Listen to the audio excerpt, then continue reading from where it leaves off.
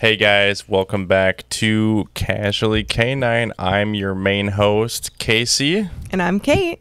And we're so glad to be back with you on this glorious Tuesday. We are recording this on Sunday, and it is a special day for us. It is. Tell them what it is. Our 7-year wedding anniversary. July 23rd, we got married in 2016 in beautiful Rhode Island on our favorite beach. Yeah, we should talk a little bit about our wedding week and wedding day and all of that kind of stuff. It was awesome. Yeah. So we got married out in Narragansett, Rhode Island, and some people might be like, why did you choose that destination? My dad's side of the family is from the Northeast and grew up most of his years in Rhode Island, and we went back there every single summer since I was 6 months old, and it was just our yearly trip. It was going to visit Grammy and Grandpa at the beach, and I just that's where my heart is from a place perspective. And it's then a very special place. Yeah, and then obviously years and years and years later, Casey and I started dating, and it was how many years in when you were actually able to come visit with us? I think 3 or 4 years in. Yeah. So Casey came back with us one summer, and he immediately was like, oh my gosh, this place is amazing. Also fell in love with it, and then came back again. And then when we had gotten engaged, it always had been my dream to get married out in Rhode Island, but obviously I want to make sure it's also what your partner wants and stuff like that. So I just kind of tossed the idea to him of I'd really love this, what are your thoughts on it? And you were immediately like, yes, let's do it. That sounds awesome. I'm so down for it. It's such a magical place, so special. You just feel a really fun, and to us too, obviously family, your dad grew up there and everything like that. So it means more to us than just a special place. That's where a lot of our family is too. So it's a cool place. We haven't been back there in a few years now, but every time around this time of year, we're like, why didn't we plan a trip this year? We'd love to go. Can we fit it in somehow? If you guys are I want to go to the East Coast, and some places, people are like, well, do you just do Boston? Do you do New York? If you have time to hit up a bunch of places, sure, hit those bigger cities. But I highly, highly recommend Rhode Island. Even downtown Providence, if you want a little bit more of a city life, has so many awesome food spots and eclectic vibes, and not far from the beach. But I highly recommend, if you want total boat scene, also a little bougie, go to Newport, Rhode Island. Yes. Absolutely beautiful. We have spent some time there as well. And then if you just want hometown beach vibes with the prettiest beach, in my opinion, in the East Coast area, and I just obviously have a lot of memories there, is Narragansett, and it's just chowder spots on cliffs where you can overlook the water, going down to the docks. It's called Galilee, and you can go and this might not be for some people, but pick out the lobster you want for the night, off the boat. The fisherman just pulled in. It is just so amazing. So when are we planning our trip out there? I don't know. We're talking about it now. We're like, oh, I'm just dreaming about it. Yeah. It's and so then fun. For any of you that have obviously listened to all of our podcasts, that's where my Uncle Kevin, who I talked about, who's still battling cancer, that's where he lives as well. So I'm sure in the not so distant future, for unfortunate circumstances, I'll get out there. But I just know that it's you will get there and it'll feel like a state is you feel like you get an immediate hug. It's that's how I literally you can't even describe that area. Yeah, you can't describe it. It's so fun.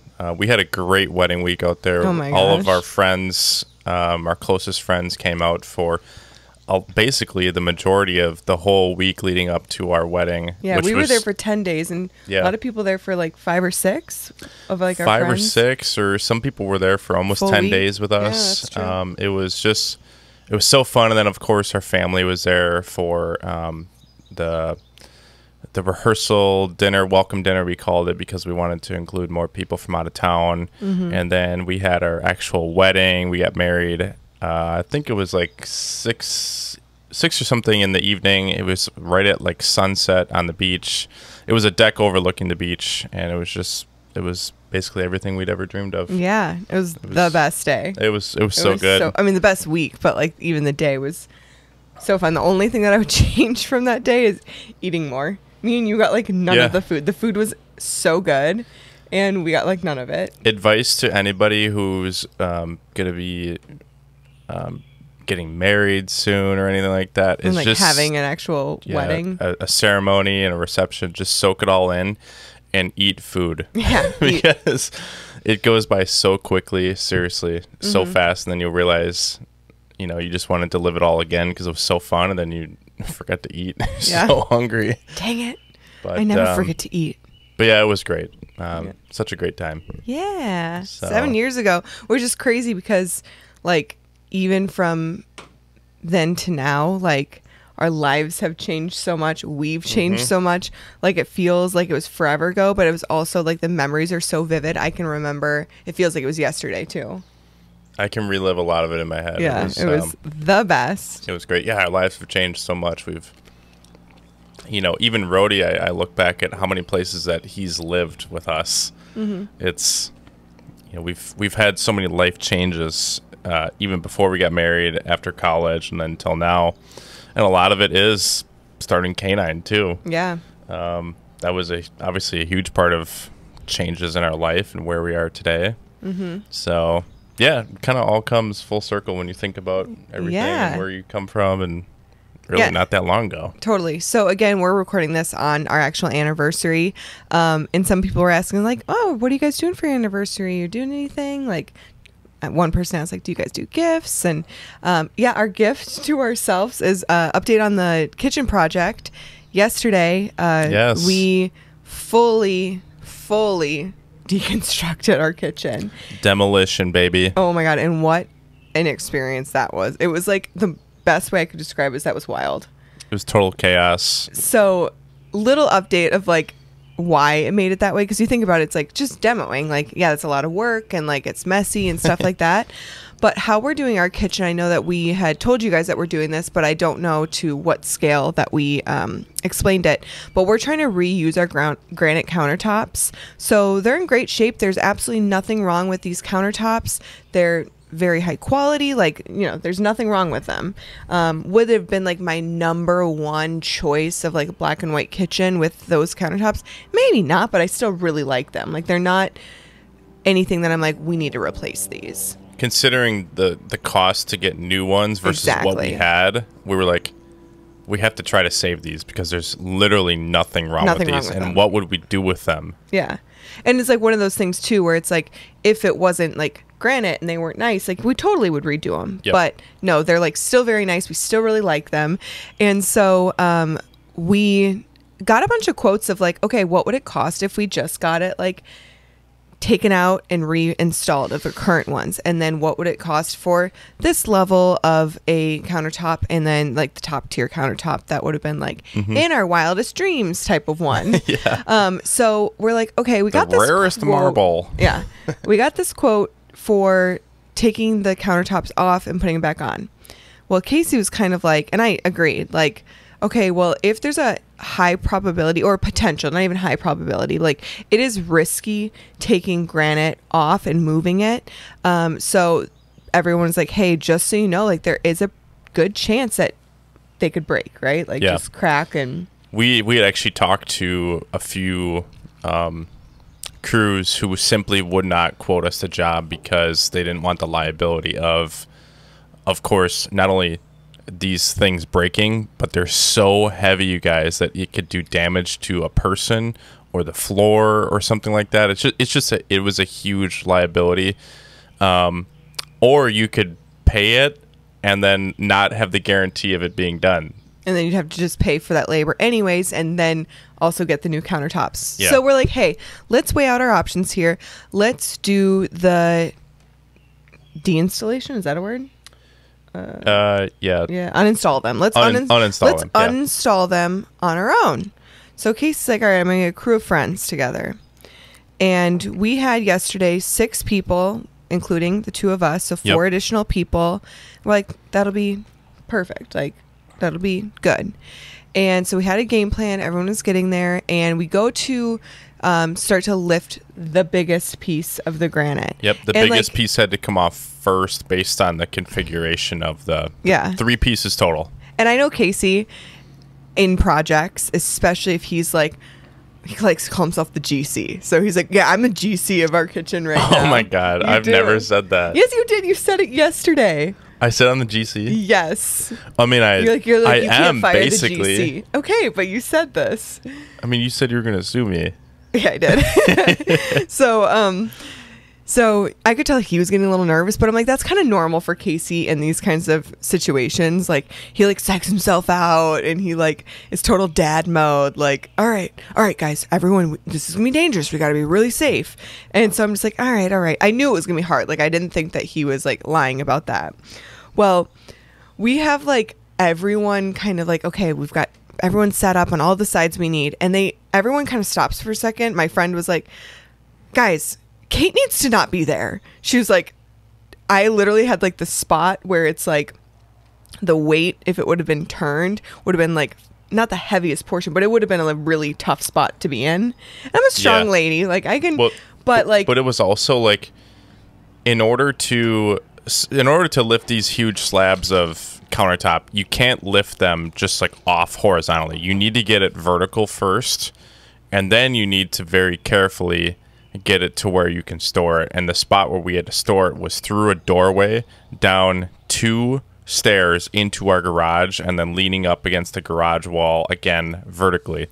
In order to fit through that door, we can't have 2 people on both sides of the piece. You had to have them on one side basically, or staggered.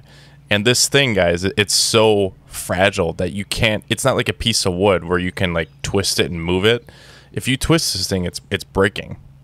Okay, but that's not what I was just saying. I was saying where I was at was like a very... but you were on the wrong side of it. So then we were about to all lift, and then they're like, wait a second, we need to move Kate out of the way. So we switch, and we end up finally going like 1, 2, 3, and we do the shift of like what we need to get it to, and we all immediately are like silent, but saying everything, if that makes sense. Like, no one's saying anything, but we're all immediately looking at each other faces. Like, holy shit, like panic mode. So Casey's like, okay, start moving, easy. And we're like getting through this area. You guys, I have never felt something so heavy where I felt like I was carrying the entire thing by myself. And we get through this little middle portion. All you hear is shh, all of our feet just shuffling, and we're all like freaking out. We are all like heavy breathing, like kind of panicked. And then all of a sudden we get to the doorway, and Casey's brother was like basically on one end by himself, and he goes, what are you looking at? Nothing. I thought I heard we're something outside, over here. And Casey is like making me I'm nervous. Like a squirrel. Because he's like staring out to the side. But so then we get to the doorway, and Casey's younger brother was like way at the end by himself basically, and was like, hey Kate, can you shift down here please? Can you shift down here please? And I'm like, yeah. I just see his knees trembling. We end up getting out to the garage. Again, short story long, because I am the most long-winded storyteller ever. No way. And we get to where we need to set it down. We all set it down, and we look at each other like, holy what shit just happened? Casey's face was as red as a tomato. One of our buddies, Casey's friend, who has been his friend in college and stuff like that, he's like goofy. He's always cracking jokes. He's always lighthearted. He's just not a very like serious guy, like a good guy to have around. We all go, that is the most serious we've ever seen you in your entire life, because he was like the one that was like, he looked like he saw his life like about to be crushed, because literally you would like, typically, like if you move like a piece of furniture or something like that, if you really put your muscle into it, you can feel it moving up and down. No matter how much muscle you put into this thing, it was just there. It was there. It wouldn't. There was move no if you, moving it. Yeah, it and was. If it moved, it was like a millimeter. Like it was wild. Incredibly heavy. Yeah. So now we're trying to figure out a way, once we get the cabinets in, our new cabinets in, how to get the countertops back in. We are not going to do that same thing. We're going to have to find somebody to do it. Yeah. But so it's been a little bit of an adventure to say the least, but it's been fun. And then Casey and his brother basically completely re-drywalled the entire kitchen yesterday. And so this next weekend, this upcoming weekend, the new cabinets are getting installed. So it'll be really, really awesome once it's complete. A lot of steps before we get to completion, but even just next weekend, things will feel a lot better of like being able to kind of get a kitchen back in one piece. And we also decided we have got to come up with some sort of meal plan thing this week, because literally we've eaten every single meal except for breakfast out the last 3 days, and kind of feel like since our kitchen is in like probably 5 locations in our house right now of all of our stuff stacked up, stored away. It feels like we're moving almost, so you can't find everything. When you do like want to cook something, it's like, oh, I have to look in all of those locations to get a fork. It's just no good. So we're trying to find something else that we can not eat out and be like that. Totally. Yeah. So anyways, that's a little update on kind of what's going on in our world. Things are ramping back up dog-wise here this week. Have some new dogs coming in. Jen's got all of her go-homes. She's got a little bit of time between training dogs, which is just so important. Like, that was one thing also when she first started taking canine dogs, is like, I know you are a hard worker, but like, it is different having 2 training dogs, especially at the same time.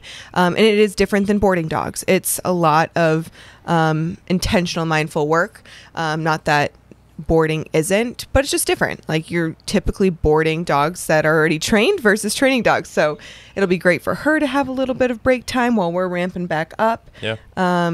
Getting back in the swing of things. There's just more expectations too for training too. Yeah. As far as like, what we expect our dogs to go home as, like what the owner expects in terms of like working with them, and so it's there's more on your mind, more at stake a little bit. Totally. And definitely need that break. So she's well deserving of it. Yeah. And you want to know what is a great, since you did give me a little bit of a heads up on what we're going to be talking about here. Yeah. A great transition for that. The sun is directly on my face. Yeah. If you're watching us, we are since it's beautiful. It's since beautiful. Our kitchen is in shambles upstairs. The whole upstairs, when we were doing that work, guys, there's no way of like keeping your house clean. It's just, there's dust everywhere. We're trying, but we're just accepted that this is what it is. You can always clean it after, but so we're outside in our pergola in our backyard today. It's beautiful, but the sun's directly on my face. The lighting is different today.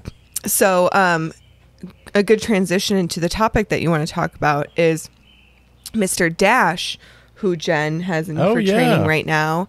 Mr. 7-year-old. And for a little dog, I know that 7 for owners still feels pretty dang young, because they just typically, lifespan wise, are live longer than our big dogs and stuff like that. But especially for our dog Rhodey too. Man, he's 8 and he acts like he's 2. Yeah.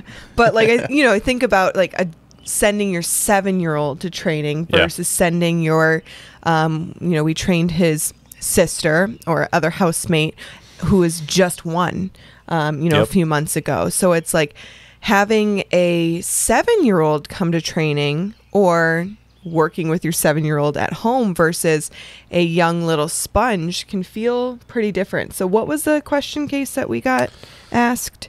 Kate's take.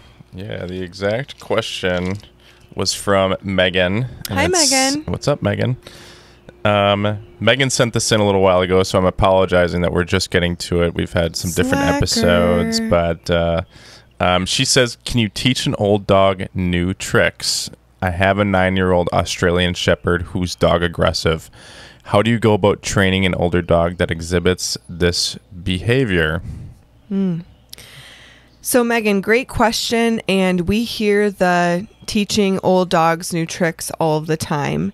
Couple of things I always tell people in general, and then I'll preface it a little bit more with the actual dog aggression topic that you're discussing. But what I want you to think about is, no matter what you have been training your dog, whether they're 9, 7, 6, 10, they have been learning from you the entire time you've had them or previous to you owning them. Because I know some people adopt dogs at 7, adopt dogs at 9. So I don't know how long you've had your personal dog, but they have learned a lot. And some of that stuff might be not great things.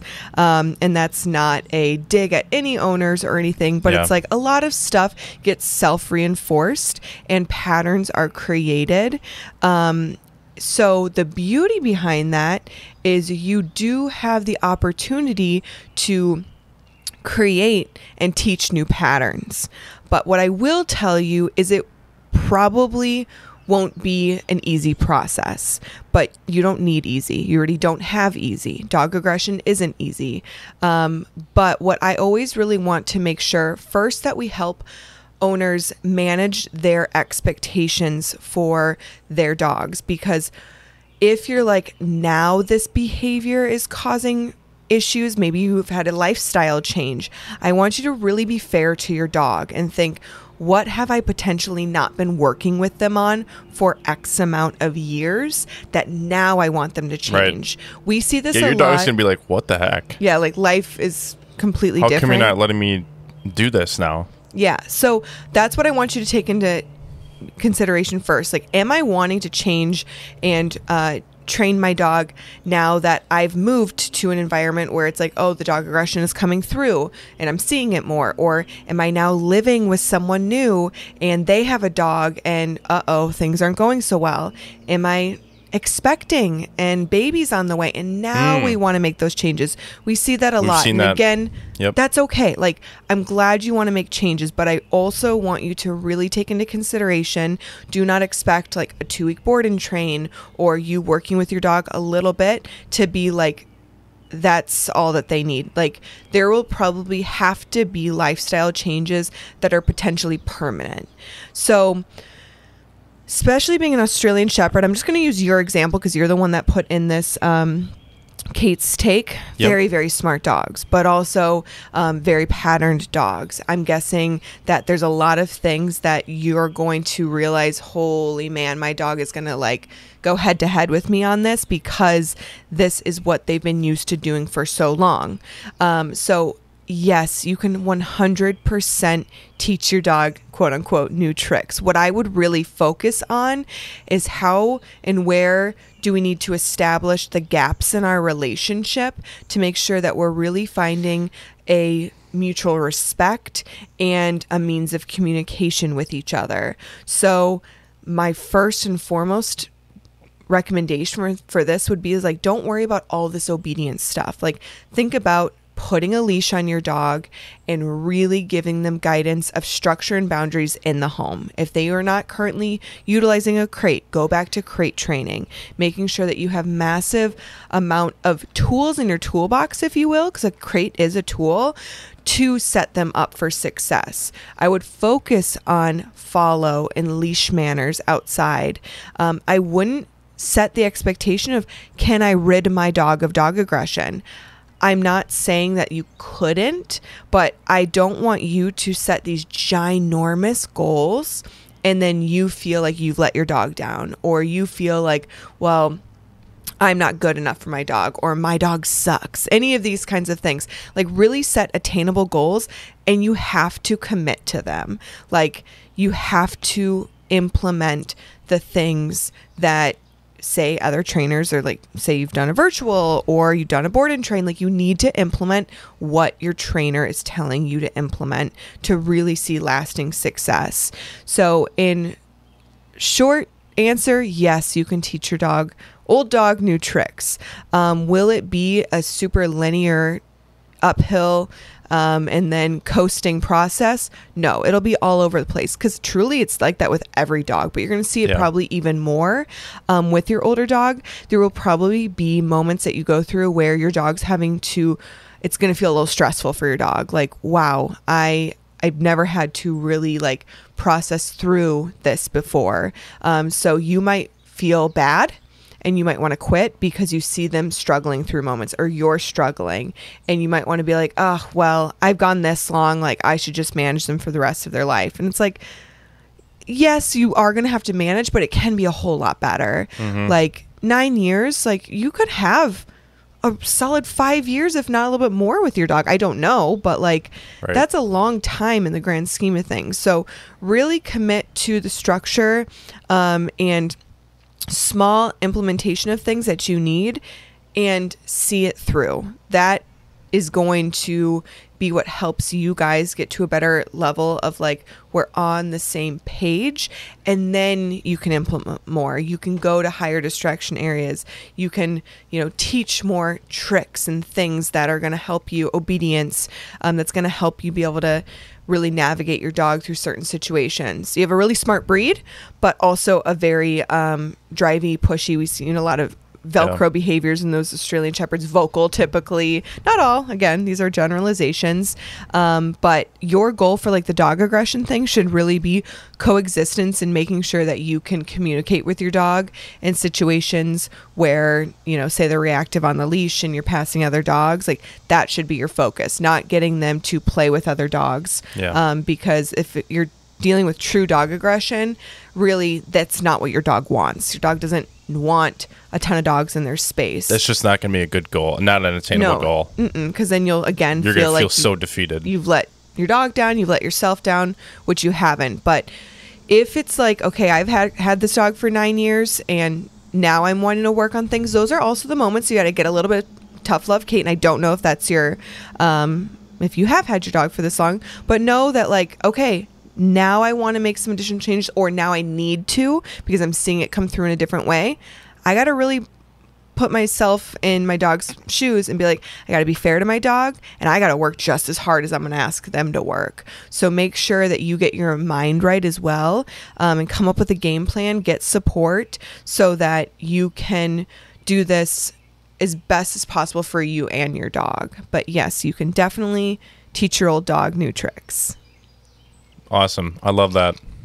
That's something that we talk a lot about with owners, like being fair to your dogs, especially with their age, especially with other dogs in the home too. Like if just be fair about your expectations. If they send one dog to us, but there's another dog at home that's totally untrained, knowing that that dog is going back into that environment, like you have to be fair to both dogs.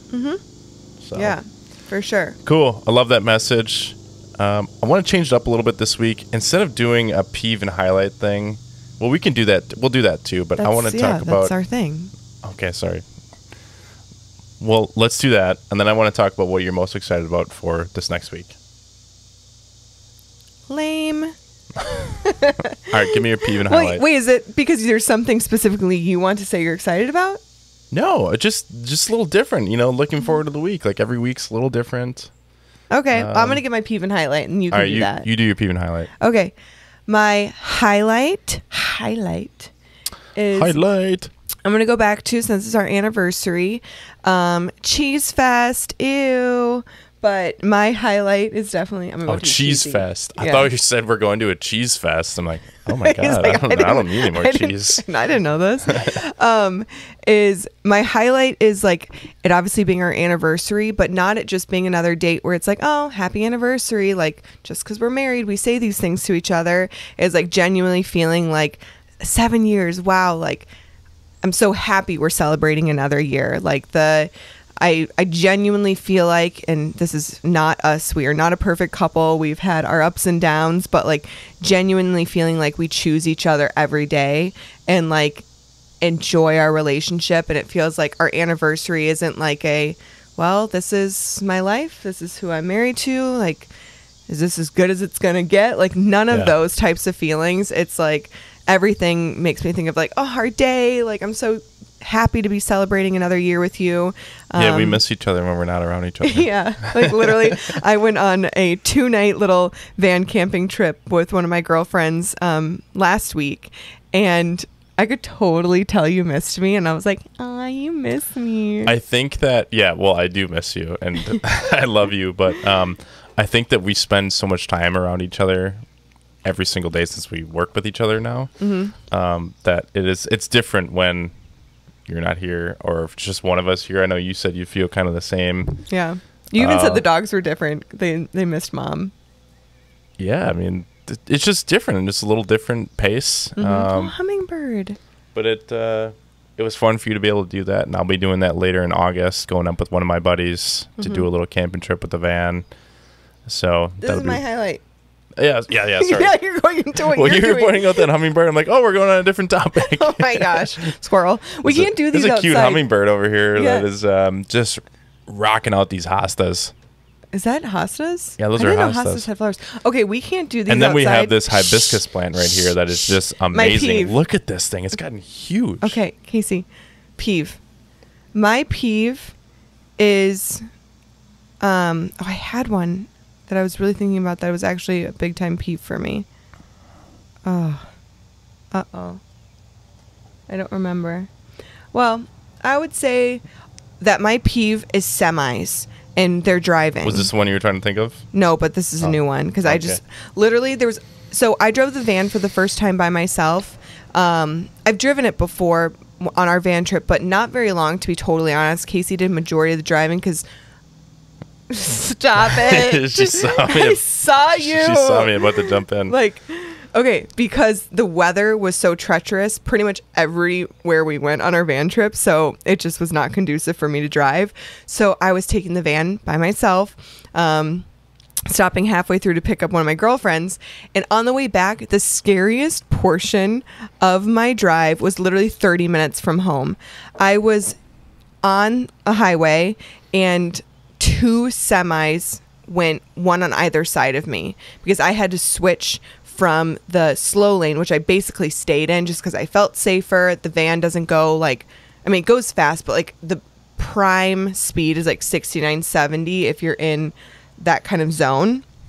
And literally my life flashed before my eyes. I was white knuckling it so bad. And the thing about it is semi drivers are needed, all of that, but it almost felt, and again, this is me being the person in the van, like they did it on purpose. Let's box her in here.